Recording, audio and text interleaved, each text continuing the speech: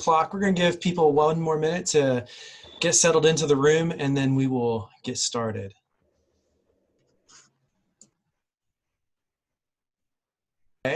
For this discussion on PPP loan forgiveness.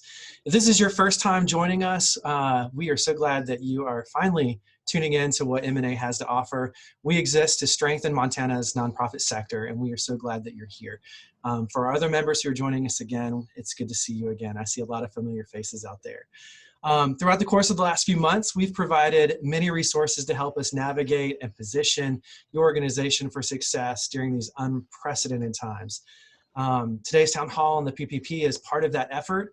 Many small businesses and nonprofits took advantage of the PPP loan to get us initially through that crisis. And now it's time to determine how much of those proceeds can be forgiven. And to help us through that forgiveness application is our very own Adam Jesperson, Director of Innovation. Adam will be leading us through some of the most recent news regarding the PPP. Last week we had a little bit of that. He's going to give us a little bit more. He's going to help us understand how that might affect some of the forgiveness that you're looking at, and then how to complete that application step by step, because it's significantly more complicated than the one we completed to get the money in the first place. So without any further ado, Adam, I'm going to turn it over to you. Thanks, Michael. I appreciate it. Welcome back, everybody. I also see some familiar faces, and thanks for being with us again today. And if this is your first time, welcome.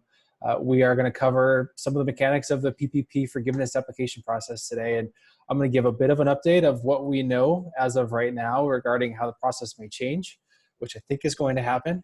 And then walk through the mechanics of the application. So if you were with us last week when we had David Thompson also with us from the National Council, we're going to cover some of the same materials, but really we want to make sure you feel comfortable with the application. And then if you have any questions to get those out now. So I think Shelby put a link in the chat box to a form that if you fill out that, it's a form for questions. So between now and while I'm providing the update on what we know around the PPP process and how it may be changing, if you want to type in your questions into that form, we're going to take about 5 minutes in the middle of our presentation and review those questions just so we can help, so we know where we should focus our attention and our time, because we don't want to cover parts of the application that are either redundant, we've already covered, you feel comfortable with. We want to make sure we're spending our time on those aspects that are most pertinent to you. So click the link, type in your questions, type in what's top of mind for you or the things that you need to know coming out of this session, and then we will review that before we actually dive into the application process. Again, our agenda today is to talk about possible and probable changes to the program and how that may impact the whole forgiveness process. And then based off of what we know today and the rules that have been established for today, what does that process look like? What do you need? What should you be calculating? What should some of your considerations be? Again, if you don't know me, if you haven't been on these before, my name is Adam Jesperson. I'm the Director of Innovation with MNA, and happy to lead you through this conversation today. I wanted to start, though, with a bit of grounding on helping us understand the system in which we currently find ourselves. So the SBA released some guidance, or not guidance, but some stats over the weekend on PPP lending from the inception of the program back in March until today. And as of right now, they have actually, as of the weekend, they're probably larger numbers now. They have issued almost 4.5 million PPP loans across the country, totaling $510 billion. That's a lot of money. That's a lot of loans. If you look at just for Montana, just in the state of Montana, we have the SBA has issued 22,000 loans, totaling $1.7 billion. I give these stats to you to let you know that the issues we're sorting through right now and the uncertainty we have is being felt by every sector of the economy in every corner of every state and every community across this country. People are trying to figure out, how do I navigate this? What do I do? And how does this work for me? And on the other side, on the administrative side, lenders and the SBA, frankly, are staring down 4.5 million loans that they have to process and figure out how to get that done in a way that's expedient and efficient and allows people to who've acted in good faith and have kept people on the payroll to have their loans forgiven, which was the intent of the program. So you are not alone in trying to understand the nuances of this program. And that's why Congress is acting on this right now to make sure that the administrative burdens are as lessened as possible. You know, when this program was launched, there was a hard stop on June 30th. You had to have the funds spent, you had to have staff hired, you had to be ready to go and ready to submit your documentation by the end of this month. Well, there's a lot of states and a lot of communities that are in no better shape now than they were 8 weeks ago, 10 weeks ago. And they're looking at this process saying, hey, I don't have people hired, I don't have money spent, or I don't know how to navigate this bureaucracy, and I'm not going to have this done by June 30th. So that's why Congress is picking this up and looking at some new rules, or adapting and amending the current rules to fit changing circumstances, which we're going to get into in a little bit. But also know that the intent of this program was to get money out into the economy and keep people on payroll. And neither lenders nor the SBA has really much stomach for taking money back.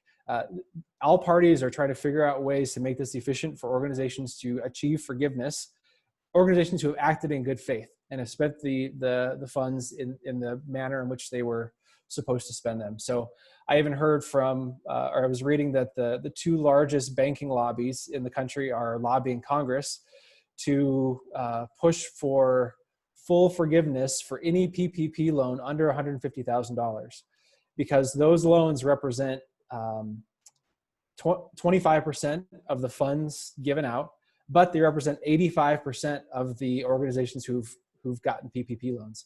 In other words, lenders are looking at this saying, I have to spend 85% of my time processing 25% of these small, by their standards, small PPP loans.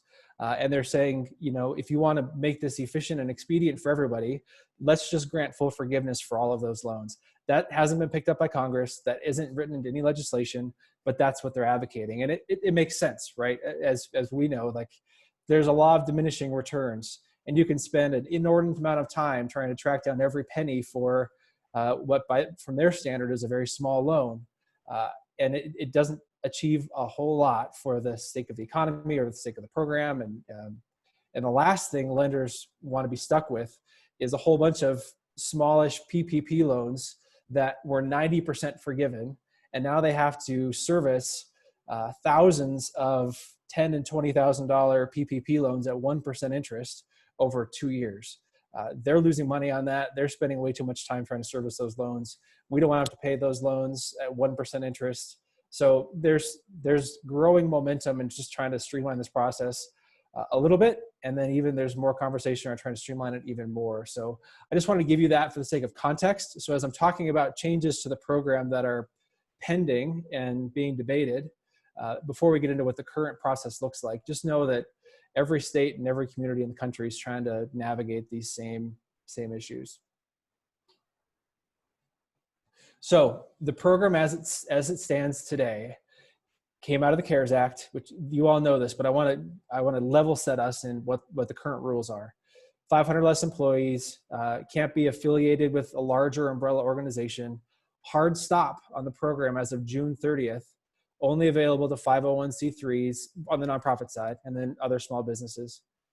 Has a 2-year loan maturity, so if whatever's not forgiven has to be paid back within 2 years after it's deferred for 6 months, from June 30th through the end of the calendar year, so starting in January of 2021.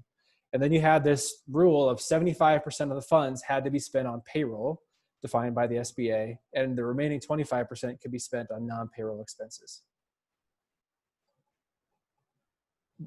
That was what was passed in the CARES Act. There were FAQs put out and some rules, interim rules that were put out over the past months, including about 10 days ago, that clarified what the rules of the program were and how this process is going to play out. This link right here has frequently asked questions that the SBA is continually answering, and they are going and continuing as of today. So that's a good source of information, as are some other sources, which I'll get to later, if you want to get current and real-time information on what's happening with the program. As of a couple weeks ago, the PPP Flexibility Act was introduced in the US House. It passed about 10 days ago by a vote of 417 to 1. It has not yet been introduced in the Senate, and For a while, the Senate was pretty quiet on whether or not they were actually going to take it up. And it sounded like there was maybe some pushback on what the terms of that bill were, and that it may get kind of held up into a lengthy process. Earlier, I think it was late last week, Senator McConnell, or the Senate President, said that he hopes and anticipates that the Senate will soon take up and pass the legislation that was passed by the House. So that signals to me that there's some momentum in the Senate just to pick up the bill that was passed in the House and press it through, pass it in the Senate, get it signed by the President, which changes some of the rules and language to the PPP program. These are the changes. So the first one is that it extends the program from that 8-week period, which is the hard stop on June 30th. It extends it all the way through the end of the calendar year to December 31st.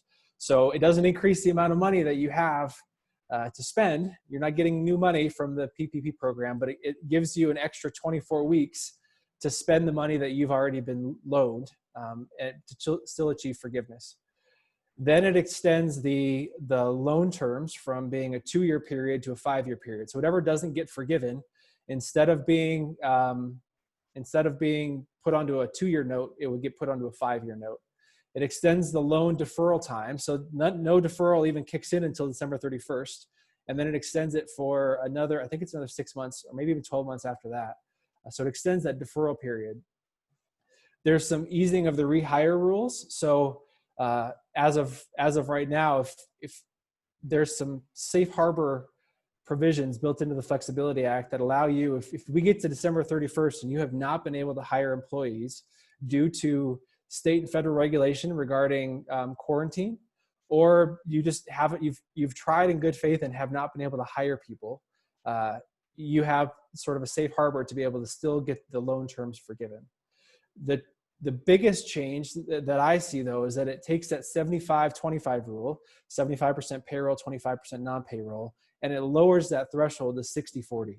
So you can spend no less than 60% of the PPP funds on payroll and no more than 40% of the funds on non-payroll expenses. Those expenses are still limited to the same things as there were before: utilities, mortgage interest, rent.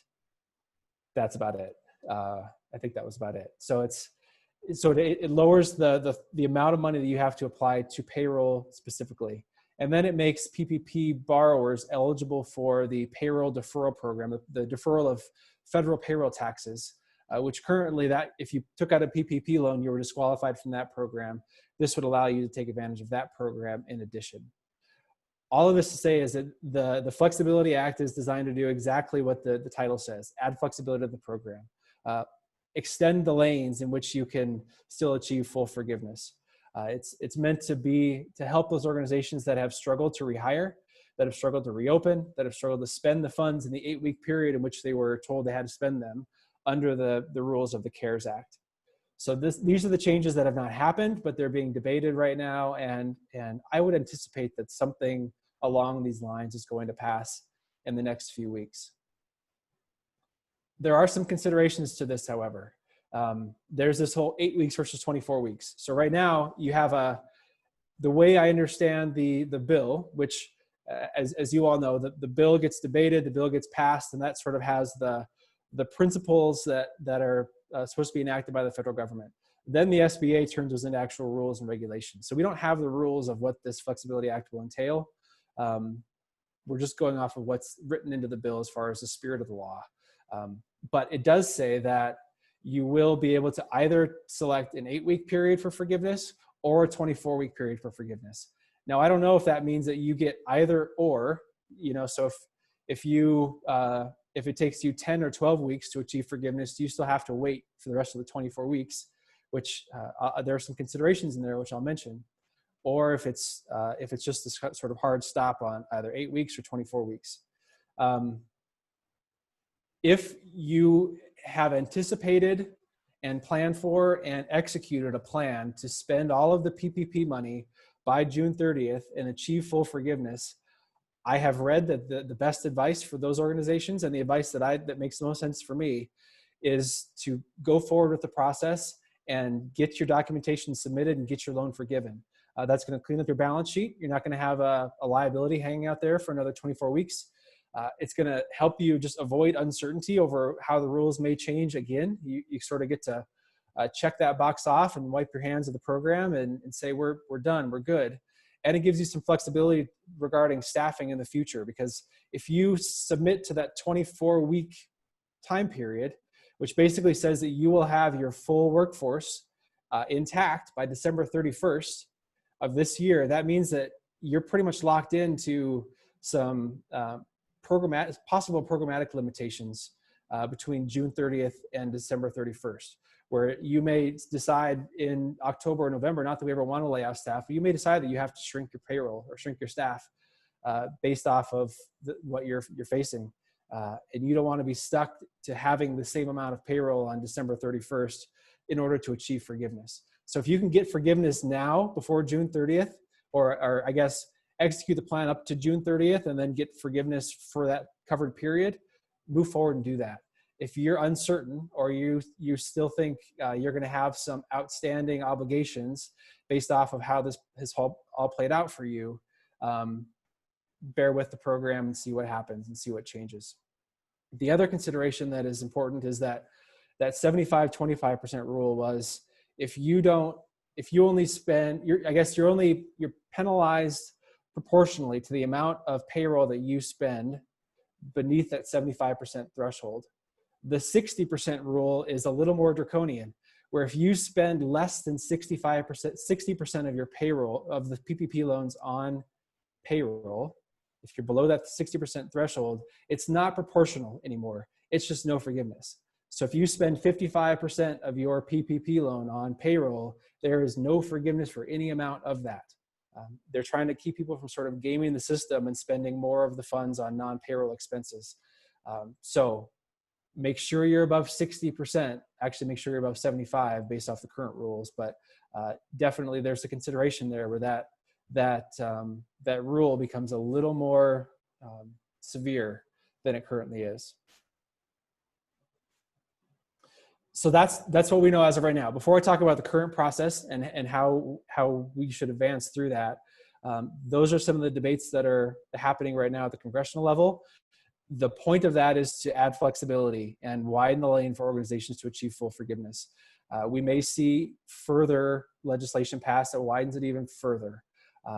I think some form of the Flexibility Act is going to pass. So if you are looking at the rules and regs as it stands today, and you're doing the math and you find out we're not going to get full forgiveness, hold firm. Don't submit your stuff to your lender yet. Let's wait and see what happens with the stuff that's being debated. So that's what we know as of right now. Before we get to the current process, I want to see if there are questions that you can put into the chat on this portion, and then we're going to review the questions that you've submitted to make sure we are catering the rest of this presentation to the information you need.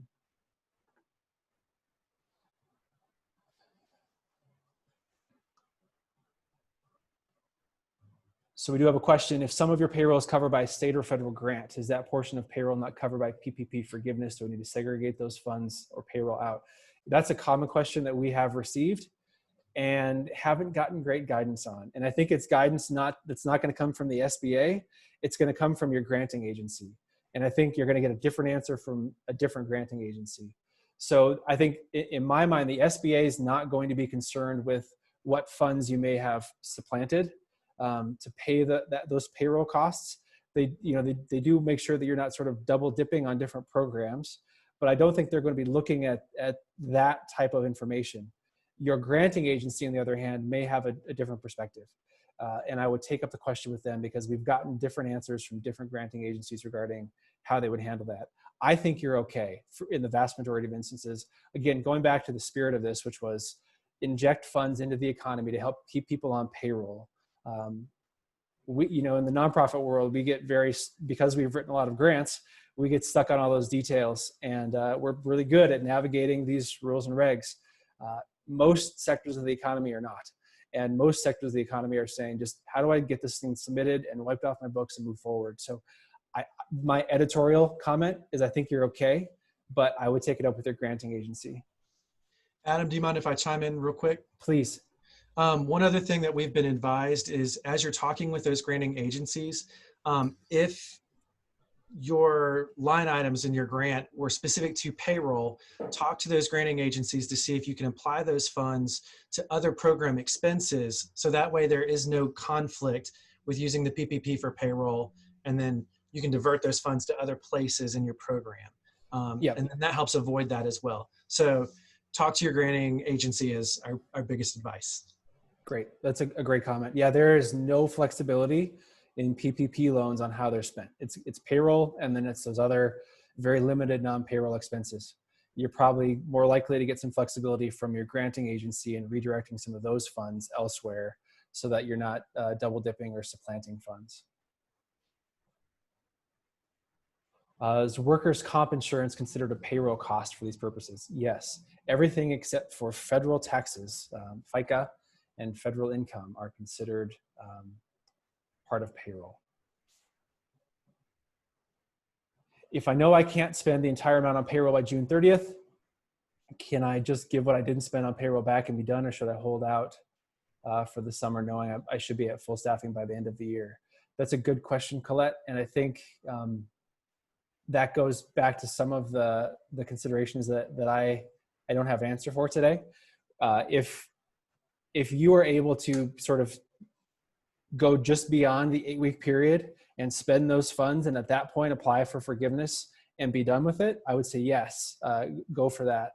But if you are then sort of beholden to the program or locked into the program all the way until December 31st, that's a different consideration. Then it may be cheaper and more effective for you just to go through the process today and pay back what you need to pay back than sort of being held to these rules for the next 6 months. But those are considerations, I guess, for another day once we see what the SBA rules are after the Flexibility Act passes, if it passes. Adam, related to that, a question from Heather. If they were only able to spend $20,000 of a $60,000 loan by the end of the 8 weeks, is the forgiveness based on the amount spent only?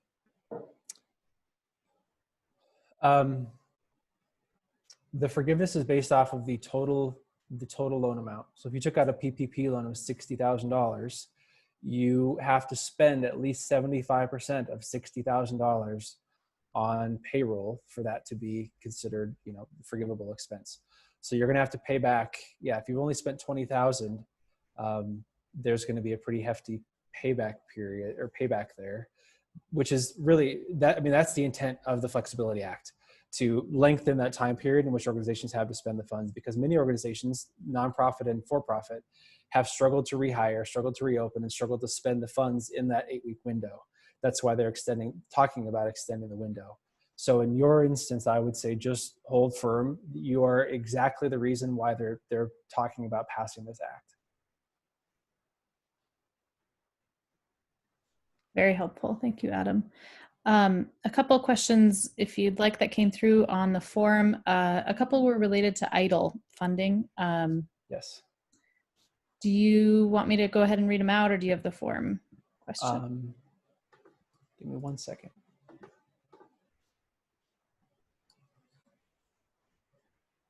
Shelby, if you wouldn't mind reading it out, that would be helpful. Yeah, absolutely. So this is from Ron. We applied for emergency relief funding first and PPP shortly after. Both were funded. However, the PPP amount was not reduced by the emergency relief funding, as the latter was awarded after the PPP. I assume this will have to be refunded at the time of follow-up reports. Correct. If it was the EIDL advance. So there's the EIDL loan, which is a economic injury disaster loan, which is a loan that you have to pay back regardless. And there are terms set out for that. If it's that full loan, which is a whole separate loan process, that's going to have to be paid back. It's a loan.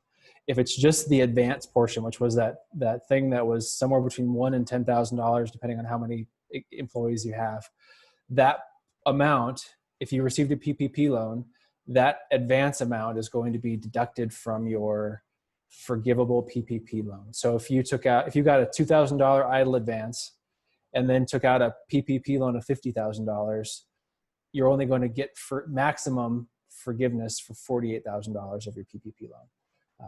So yes, if it's the advance, it's going to be deducted from your forgivable amount.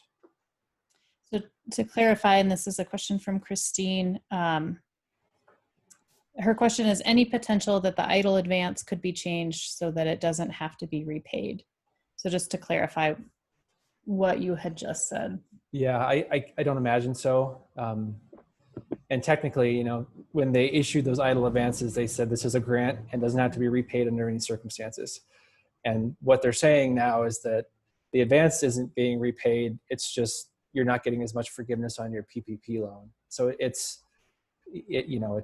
nuance, but I can't imagine that there's a way to call the idle advance something else and that allows you to keep both.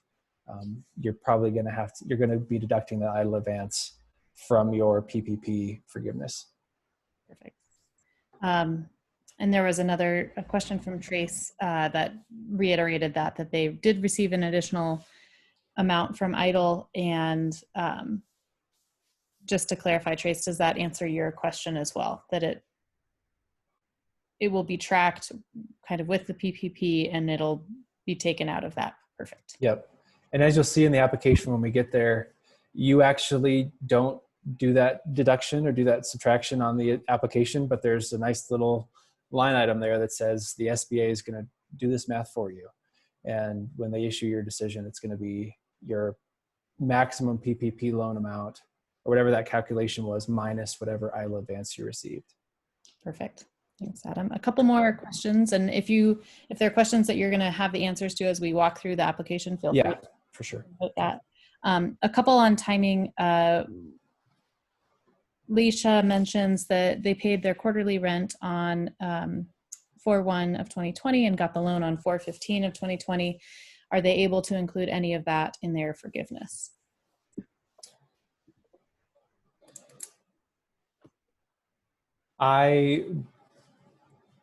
And it was quarterly rent for the upcoming 3 months. So it was rent for the covered period, even though it was paid in advance of. So yes, it's going to be covered. Whatever the rent amount was for the covered period is what's going to be covered. Whether or not you prepaid it for that period or paid it sort of after the fact for that period, whenever the cost was incurred, which is that 8-week period, that's what's going to be calculated. So if you paid a quarterly rent, that's going to be 12 weeks. 8 weeks of that is going to be, actually, no, I think you have some flexibility for that, which I'm going to get to in my presentation, that allows you to do a little bit more than that, only up to the maximum of 25% of the total loan amount. Awesome. So I'll get to that. Really helpful. Another question on timing. If your 8-week period ended before Senate passes this new revision, are you still able to take advantage of these new revisions? Yes. Right. Yeah, yes, you will. Yeah, it will apply to the whole program. Basically, it'll change the rules of the entire program from a hard stop of June 30th to December 31st. And that's why, I advocate too, if you're able to get full forgiveness now, like I want you to think about it as this is the highest the bar is going to be that you have to jump over. If you can jump over the bar today, do it. The bar is just going to get lower as we move forward here. And if you were ever to come back and be audited in the future, you're going to be audited at wherever the bar finally finalized. If you can clear the bar today, clear it and just be done with it. And then, the rules you will still be able to take advantage of the rules as they're changing moving forward. Awesome. And there was a follow-up question there of what's the best time to apply for forgiveness, since things keep changing and it feels like the message is, if you can do it now, do it, or hold steady and wait for it to become a lower bar. Yep. And I'll get to when we talk about the process. Your lender may have a different take on timing in particular. Some lenders may take your application today and say, let's just get this done and move forward. Others may say, let's wait a while until we see what happens with the Flexibility Act. It doesn't really change. If you've met the full rules and achieve full forgiveness by June 30th, even if the rules change and it goes to December 31st, it looks like you still have the option of taking that 8-week period. So even if this happens even if you don't apply for forgiveness until after June 30th, you can still do it for the covered period in which you first set out to do. So it's not like you have to get your stuff in and done and cleared out by the time June 30th hits. You've got some flexibility there, and each lender is going to be a little bit different in their timing of accepting your application for forgiveness. Perfect. Adam, just a couple questions on what qualifies as payroll expenses. Is that something you're going to? We'll get to that. Yep. All right. So we will, Rachel and Heather, if I have your questions in front of me, if they don't get answered, we will return to them. And then yeah. Go ahead. Jennifer submitted another question, or a question about headcount, and I think you're going to cover the. We'll cover that as well. Yep. Awesome. So I think that's good for questions right now. And the other one that was answered was Christine's regarding forgiveness for 75% or more used for payroll. And currently that's correct, but maybe it will even be 60%. Correct. In the future. Yep. And then just two in the chat, just to make sure everyone feels heard. Cherie says, we have only applied for EIDL advance to date. What is the window to apply for the full amount for which we are eligible? So if you've applied for and received that EIDL advance, that's the only quote unquote free money that you're going to get out of that program. If you did want to apply for a full EIDL loan, which there are terms, that's a full, that's a whole nother conversation. That's going to be up to a 30-year loan with, I think, 2.75% interest to cover working capital for your organization moving forward, which could be payroll or non-payroll. There's less boundaries on that, but that is a loan that you will guaranteed have to pay back, just like you have to pay a mortgage or just like you have to pay any other working capital note or operating loan that you may have. So if you're just looking for sort of the grant portion of that, the EIDL advance is your option, which you have applied for. If you want to learn more about the full EIDL process, go to sba.gov and look up economic injury disaster loans. And that will be the next step for you. And then Colette has a question about forgiveness that I imagine we will also cover during your presentation. So I'm going to hold that, Colette, and if it does not get answered, Yes. feel free to ask again towards the end. All right, I think Great. We're good. Thank you guys for submitting your questions. Yeah, thanks. Thanks. Moving forward, any questions, just put them into the chat box and I and Shelby will catch them. And we'll try to catch them in real time. So just basics of the program, of the forgiveness process. This is a process just like you applied for the PPP loan through your lender. You submit your forgiveness application to your same lender. And there is a set application that the SBA has released, which I will pull up. It's on our website. I will show you how to get to it. But my guidance for you is once you want to initiate this process, reach out to your lender and learn what their process is. Because there's also some supplemental documentation that you're going to have to submit, and it should be pretty much the same across lenders, but some may have different bits of information that they want from you and a different process by which they want to receive it. So some of the larger banks are going to probably have an online portal that you submit things into, like the Wells Fargo's, Bank of America, JP Morgan, some of those. Your community banks, your Valley Banks, Glacier Banks, First Interstate, it's probably more of a conversation of emailing documentation to your loan officer who you worked with at the outset. So talk to them first, get the application from them along with what their process looks like. They're going to take your application, review everything, and make the decision regarding forgiveness. They submit the decision to the SBA within 60 days of them making their decision. And then the SBA has 90 days to come back to you or come back to the lender saying, we agree with your decision and we are paying you the forgiveness amount for whatever that amount was and rendering their decision.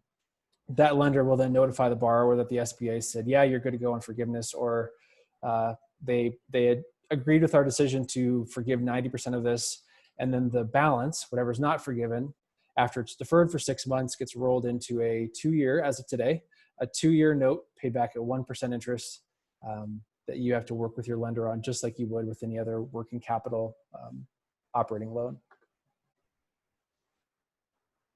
The SBA has stated that loans under $2 million will be considered made in good faith regarding what the need was for that. I'm assuming that that's going to be almost all of us that are on this call right now had a PPP loan of less than $2 million. the SBA is not going to come back to you saying, we don't think you actually needed that because you had reserves, or you had an endowment, or you had whatever it might be, therefore your loan's not forgiven. If you're above $2 million, it's pretty high probability that your loan is going to be reviewed and audited by the SBA to make sure that not just that you spent the funds appropriately and accordingly, according to the rules, but that you also had need for it and that you didn't have access to other capital in which to pay your payroll and keep your business moving forward. That said, the SBA has reserved the right to review any loan at any time, even after they've been forgiven. So you are required to maintain full documentation of your loan application and also your forgiveness application for 6 years after forgiveness is granted. So don't throw things away. Keep your files clean. Keep paper copies if you need to. Keep things electronically, and keep it all for 6 years after this whole process plays out. I'm going to switch screens here for a second and show you the loan forgiveness application just so you get a sense of it. But it includes the actual application and then a schedule and then a worksheet of the schedule, which is super fun. And I'm going to switch screens. Bear with me for just 1 second as I do this. So if you go to MNA's COVID relief page, and then go down to the tools for nonprofits, there's this FAQ for COVID relief, which is this page. And then underneath the PPP portion, there are some links here, one of which is the PPP loan forgiveness application. There's also 2 other bits of information here, which are the rules, the interim final rules that the SBA released that clarify how they anticipate this process playing out, clarify the rules that are established for the program, and answer questions. There's one for lenders or for borrowers. There's one for borrowers and there's one for lenders, both of which are informative for what we need in navigating forgiveness. This is the actual application. I'll make it a little bit bigger. It has instructions, which goes line item by line on what they're looking for. It has 2 pages of that. It has 1 page of calculations, 1 page of certifications that says, I understand that I'm verifying that these calculations are accurate, and I understand all the rules and all of that. And then there are 2 other pieces of information. So there's a Schedule A,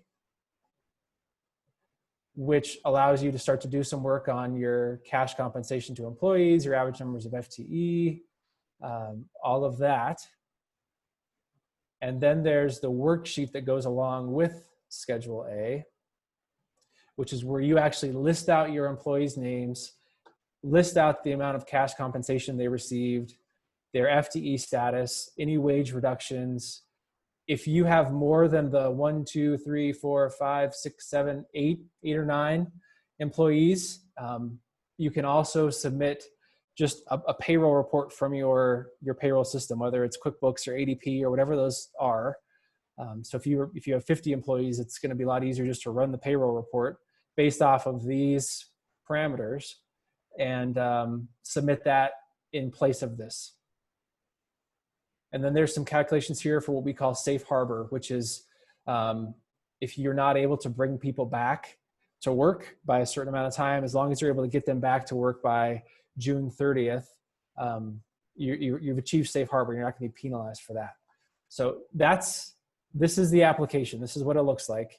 And there's some instructions that go along with that. There's also, like I said on the website, there are these interim final rules for borrowers and lenders, which answer questions that have been frequently asked questions regarding the program.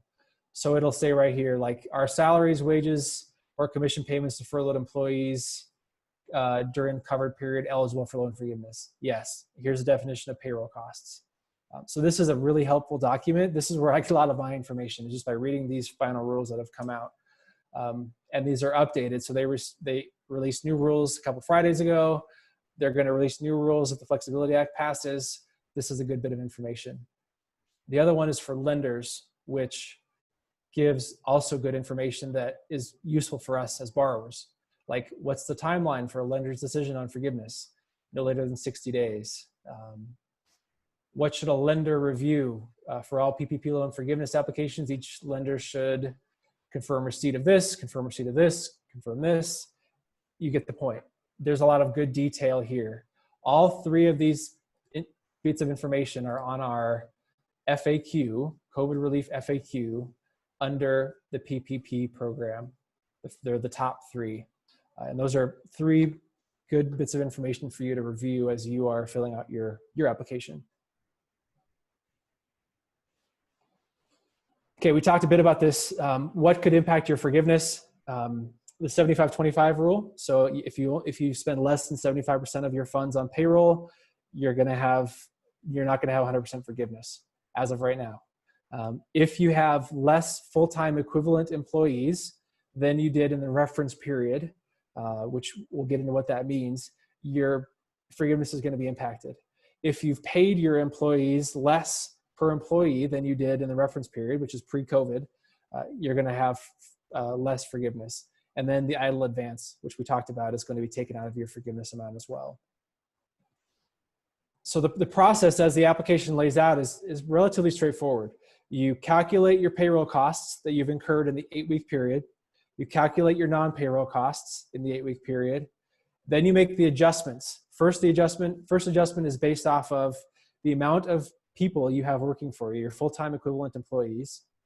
Then you make an adjustment off of that for total compensation. If you've reduced compensation, that gives you your final number, which the idle is then taken out of by the SBA on the back end after you've submitted your paperwork. We're going to get into how to calculate each of these steps next. So don't worry about what each of these mean. First is payroll. So you have, as of right now, we're looking at 8 weeks, which is literally 8 weeks, 56 days from that start on either the date of disbursement of the funds, which the day you got the money in the bank for the PPP loan, your 8 weeks either starts then, or it starts on the first day of the next payroll cycle after disbursement. So if you work off of 2-week payroll cycles, it's pretty easy to calculate 8 weeks if you can do it just on a full cycle. If you do bi-weekly or 2 a month, it may be easier for you to do it based off the date of disbursement, knowing either on the front end or the back end, you're going to have a partial pay period there. It's not based off of full payroll cycles. It's based off of the exactly 8 weeks, whether or not that includes a full payroll cycle or not. So think about 8 weeks, either from the date of disbursement or the first date of the new payroll cycle after disbursement. They have a pretty broad definition of payroll or of compensation. It includes wages, benefits, commissions, bonuses, and hazard pay. So if you have brought your employees back and said, we're going to pay you extra to work now in this time because it's considered hazard pay, that counts. That counts as compensation, counts as payroll. And only the amount of payroll that is less than $100,000 annualized per employee. So if you pay one of your employees $120,000 a year, only the first $100,000 of compensation, of wages, not wages and benefits, but just wages, is allowable as a payroll cost. So that $100,000, you can go above that threshold when you calculate wages and benefits. So if they get pushed over that because of the benefits they're receiving, that's okay. But it's just that $100,000 or less in salary that's applicable for forgiveness here. And you calculate all your payroll costs using that Schedule A worksheet that I just showed you. And there's some good guidance in the instructions of how to calculate that. Non-payroll costs includes electricity, gas, water, transportation, telephone, internet access for services which began before February 15th. So if you decided to up your internet costs to the Platinum plan in April, knowing that your internet was going to be covered, or maybe, I should say, if you didn't have internet before February 15th and you decided to get brand new spanking the Platinum plan in April, it's probably not going to be covered. It has to be for services that began prior to the PPP program. Transportation is a question that has come up frequently. Transportation does include mileage reimbursement for employees or gas paid for, gas reimbursements for employees. And you can do, the GSA rate for reimbursement of those transportation costs. This cannot exceed 25% of the total loan amount. But here's where you have a little bit of flexibility. Eligible expenses for non-payroll costs are for those expenses that are either paid during the covered period or incurred during the covered period and paid either paid after the 8 weeks, after the covered period. So the question that came up earlier, we paid, or I guess I'll use a different example. If you got your PPP loan April 1st and you paid your March utility bill on April 15th, that's covered. As is all of April, all of May, and then your 8 weeks is up. But also, even if you pay that May period after the fact, after the 8 weeks is up, that's still covered. So this allows you to pay for expenses that were either paid during the 8 weeks or incurred during the 8 weeks and paid after, as long as those costs in total don't exceed 25% of the total loan amount. And that amount may go up to 40% in the coming weeks, coming days. Any questions about that in particular, or about payroll, I guess? These two items, how to calculate payroll costs and non-payroll costs. I see a question from Colette. Would you suggest that hazard pay be line item out on payroll versus including a regular hourly wage? I don't know if it's that important, Colette. I think what they're going to be looking for is that the amount of full-time equivalent employees you have hired and the amount of compensation you provided them, and whether or not that is equal to or greater than the reference period. Beyond that, I think you're okay. So you can probably include it just within the regular wages. Holiday, vacation, sick pay is covered. Leased equipment, printers, etc. That's a good question. I have not seen guidance that is considered utilities or is considered like rent or building or property. I have not seen that called out specifically. I do not think that leased equipment is covered as a eligible non-payroll expense. Accrued PTO time, even if it's not used or paid out during the 8 week period, but accrued by an employee, forgivable. Sky, I do not believe that's the case. I think it's for expenses that were actually incurred, not accrued, but incurred in the 8 week period. So if an employee used personal leave and you paid them personal leave, that would be covered, but not the accrual of their PTO. Reference period, yes. I think I have, yes, I have that coming up in the very next slide. I'll talk about reference period. Okay.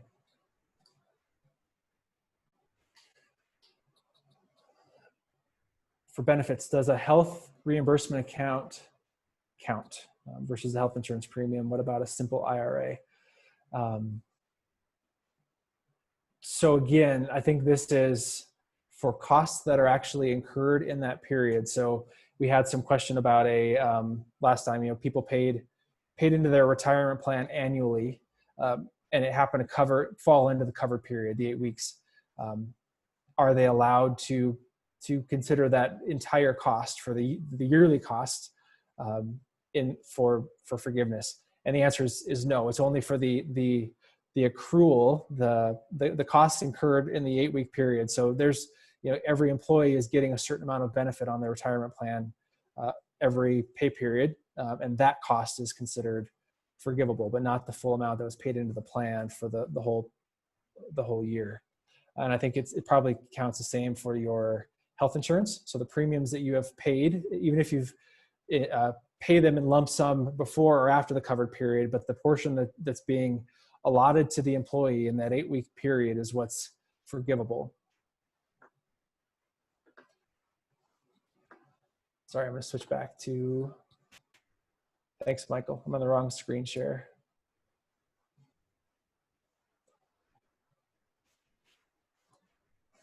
Okay, back to this slide. Sorry about that.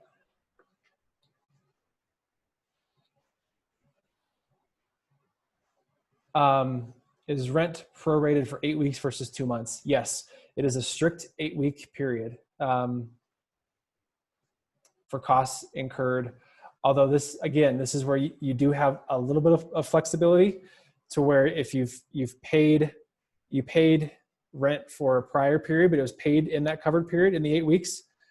And then again, for the portion that was incurred in the 8 weeks, but was paid after. So you have a little bit of extra of grace there, but it may not be a full 2 months. And the total can't exceed 25%.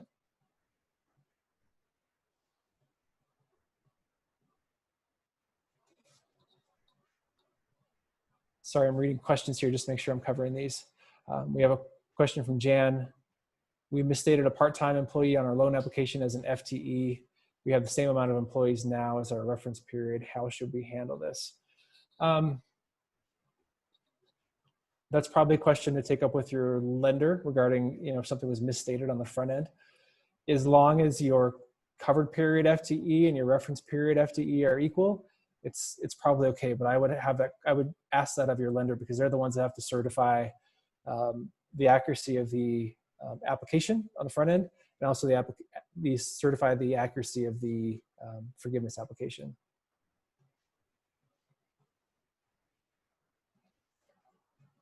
Yep, and there's another question here. Is rent the same as utilities in that you can cover the full amount paid during the covered period, as well as additional rent incurred during the period and paid afterwards? Yes, that is the case. Again, the threshold, though, you're not going to be able to get a lot in there because it's only going to be 25%, but it does give you a little bit more grace, and that may expand to 40%, which gives you even more. How does it work if the employee doesn't have set hours before PPP or now? How do we calculate FTE? Yes, that's the slide we're on. So I'm going to use that as a transition back to the presentation as we have it. So after you calculate your payroll costs and your non-payroll costs for the covered period, which is either the 8 weeks from the date of disbursement or the first payroll period after disbursement, now you have to make some adjustments, which is looking at the number of full-time equivalent employees that you have working for you in the covered period compared to the reference period. And you have some options on what the reference period is. This is up to you. It can either be February 15th through June 30th of 2019. So basically looking back a year, a snapshot of the same point of last year. It can be the first 2 months of 2020, January 1st through February 29th of 2020. Or if you're sort of a seasonal employer where your headcount flexes in summer months, you can select any 12-week period between May 1st, 2019 and September 15th, 2019. The point is you're trying to find the reference period that most closely aligns with what your current situation is. You have options to use either of these 3 reference periods. You want to pick the one that has the lowest full-time equivalent employees. So if you grew a lot between January 1st and February 29th, and then shrunk during the covered period, you're going to want to go back before you grew. So you want to find the point in time that is going to be, again, the lowest bar that you have to cross in order to achieve full forgiveness. You calculate, so they're going to look at the number of full-time equivalent employees that you have in the covered period, compare that to the reference period, and whatever reduction there is between the covered period and the reference period, your forgiveness is going to be reduced by that amount. So if you had 10 employees in your lowest reference period, and you were only able to bring back 8 full-time equivalent employees in the covered period, that's 80%. That means maximum your forgiveness is going to be 80%.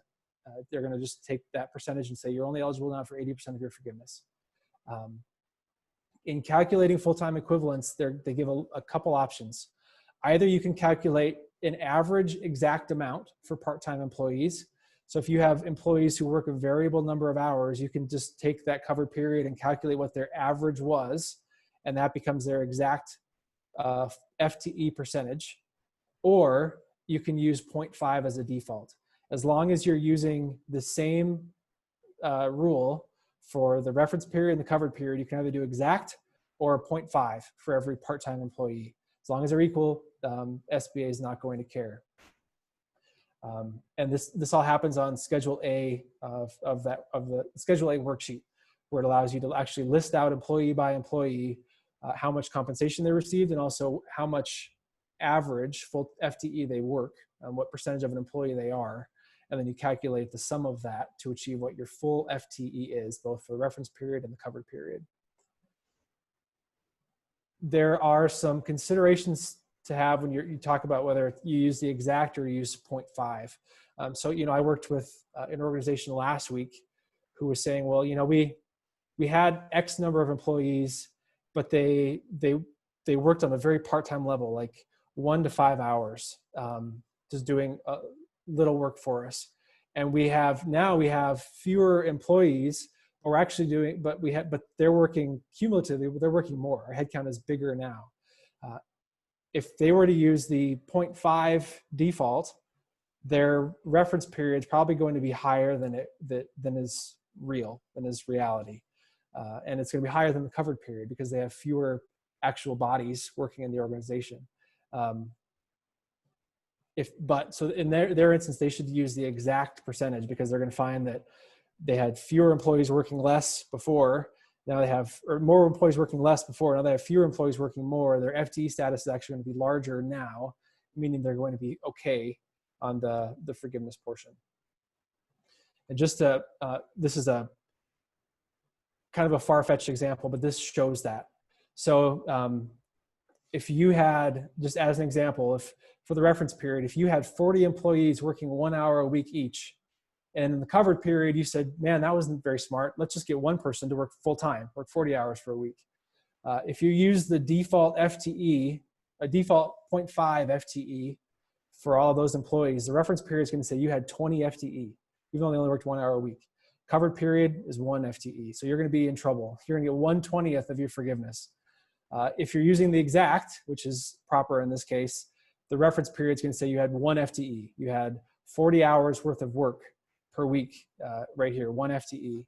And the covered period is going to show, again, 1 FTE. So again, this is an outlandish example. I realize that, but it shows you that if you have employees that are working variable amount of work, that you should probably look at that, the exact amount of FTE that, as you can, because that's going to give you a truer picture and probably be a better deal for you on calculating those amounts. You have some safe harbor provisions that account for this FTE adjustment. So if you laid off employees, they stayed laid off during the covered period, the 8 weeks, but you were able to rehire them by June 30th, you're not going to be penalized for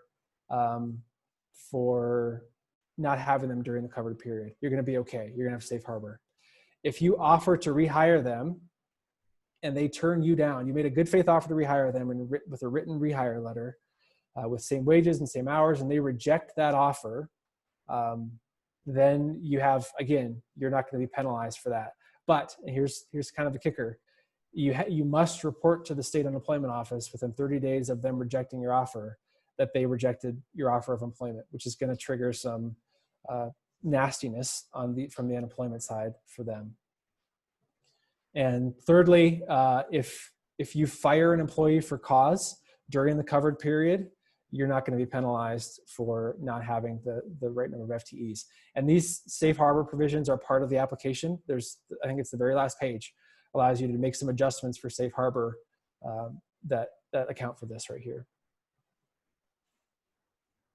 Okay, I'm going to take questions on FTE before I move on to compensation. So that's the first adjustment that gets made to forgiveness.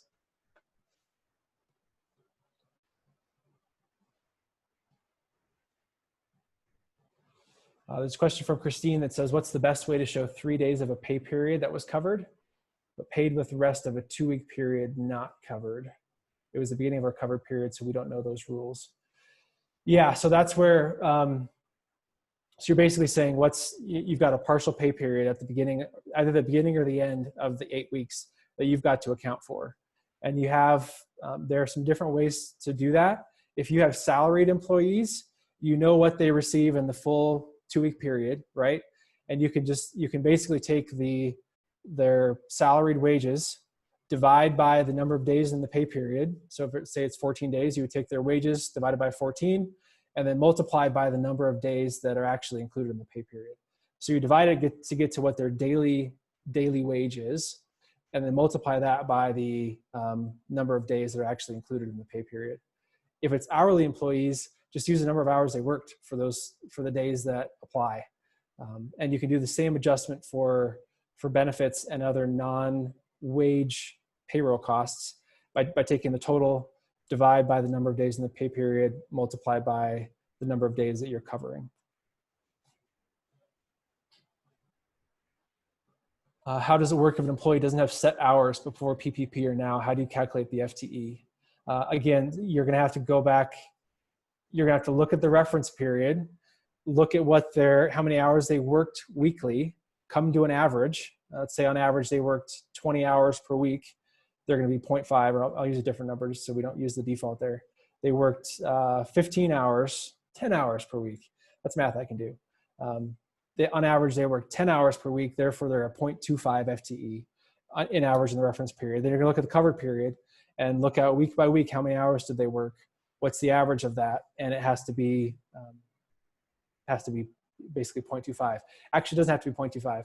The total amount of FTE for your organization has to equal the total amount of FTE that you had in the reference period. So you may have fewer employees working more. That still counts. They're not looking for exact head count. They're looking for the number of hours, the cumulative hours that are being worked for your organization.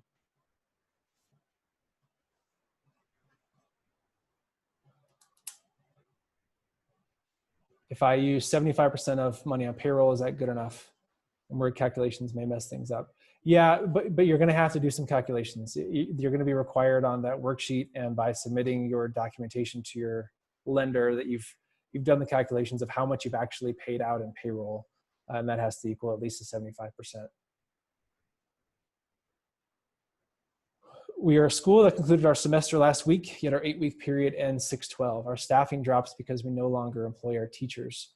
Will that hurt our forgiveness? Trace, that's a good question. And so your average FTE count, once you take that average and once you include those 2 weeks at the end where your payroll drops off, that average is going to be lower in the covered period than it was in the reference period. However, you can look back to a reference period that's the equal period last year, right? So you can use that you're sort of one of those seasonal employees where you can look at any 12-week period between, May 1st and September 15th, 2019, and come to, basically you're trying to get to apples, where your FTE status for the reference period should be the same as the covered period because your school year lasted the same amount of time last year. So your headcount should be comparable and you should be okay. So you're one of those seasonal employers who will benefit from picking a seasonal reference period for 2019.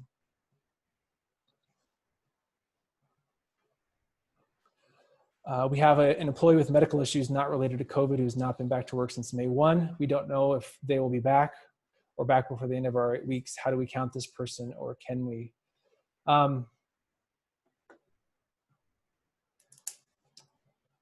It doesn't have to be the end of 8 weeks. It can be June 30th.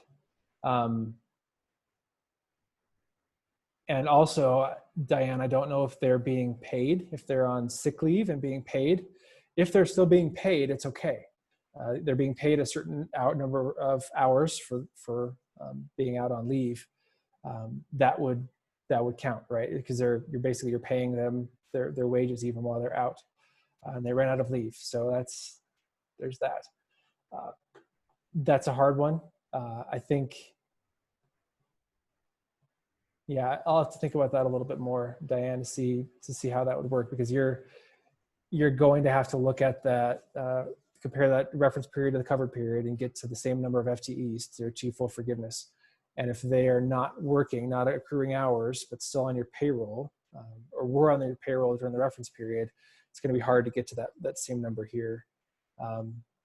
You can hire someone else to do that job temporarily, temp employee, just to get that FTE status up and do that job while she's gone, just to keep that FTE up. That's a consideration, but I'll think about it a little bit more, Diane, and maybe send you an email. Do hours used for sick or vacation time count as hours worked? If you paid them out, if you paid out money for sick time or vacation time, yes, that counts as hours worked. So if you use 8 hours of personal time, that counts as 8 hours worked for the wages that you paid out.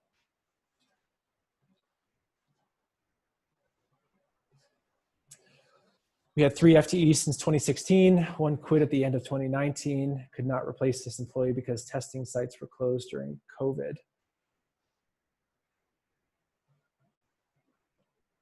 So, Kendra, it sounds like then you had 2 FTEs in 2020, throughout all of 2020 thus far, which means you would use a reference period of January 1st through February 29th for your reference period, which should equal the same number of FTEs as you have during the covered period.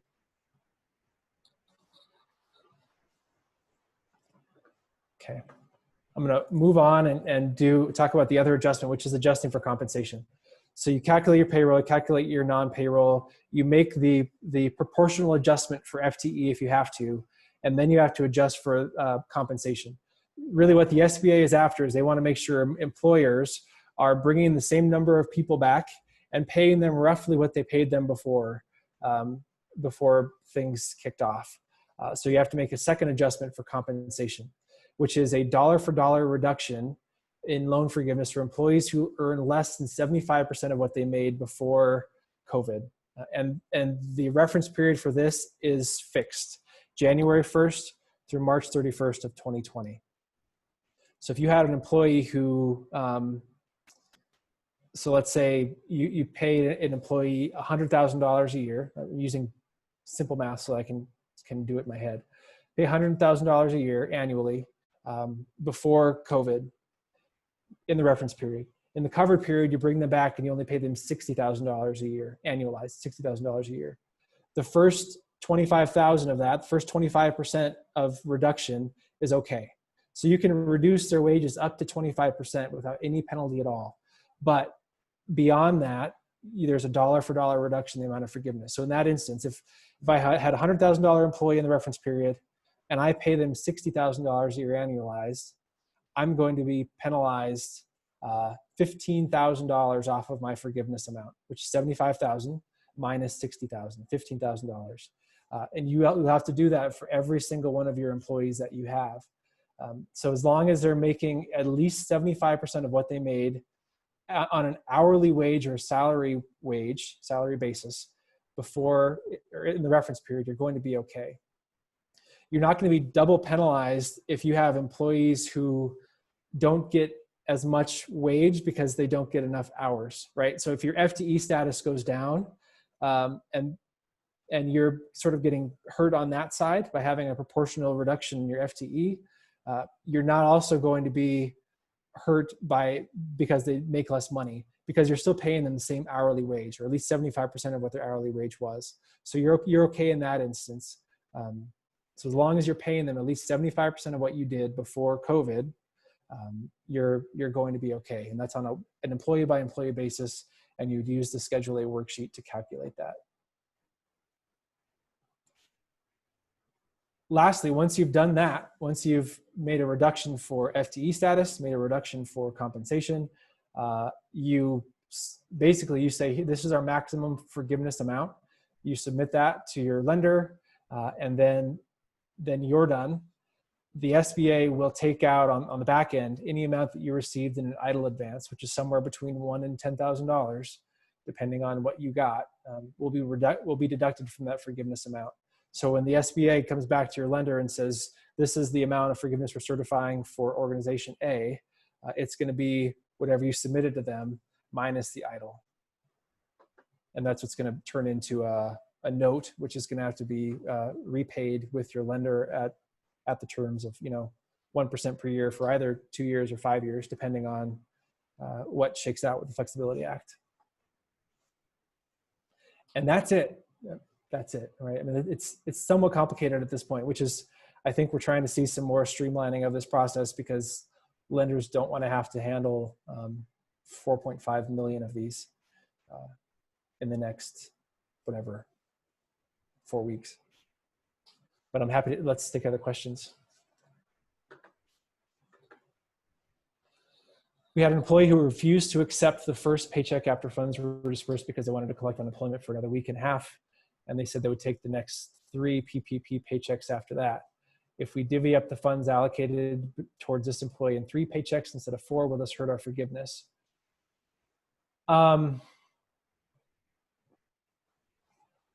If they're on, well,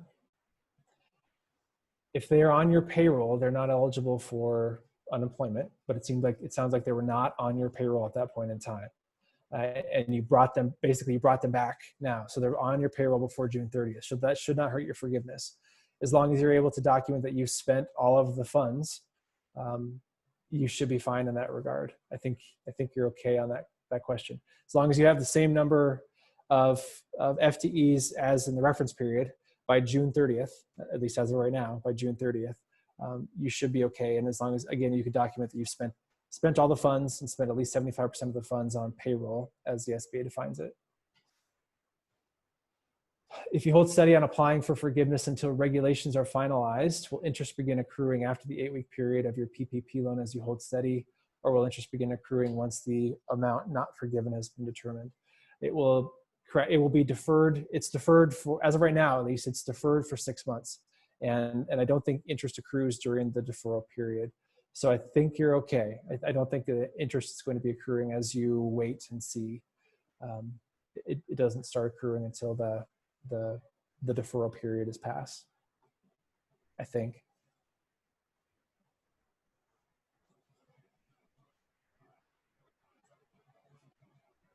Other questions?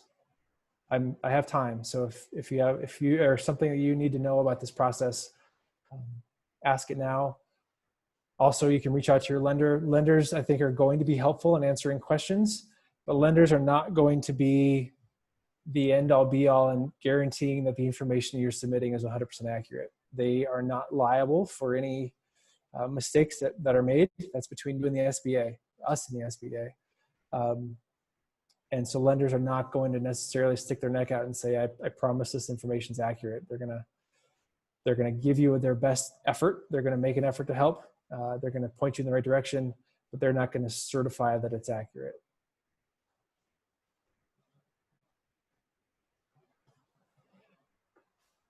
I encourage you, if you have other questions or as they come up, to go to the FAQ page on our website that Shelby linked to earlier. The interim rules and the loan application are both very helpful bits of information for you to consult.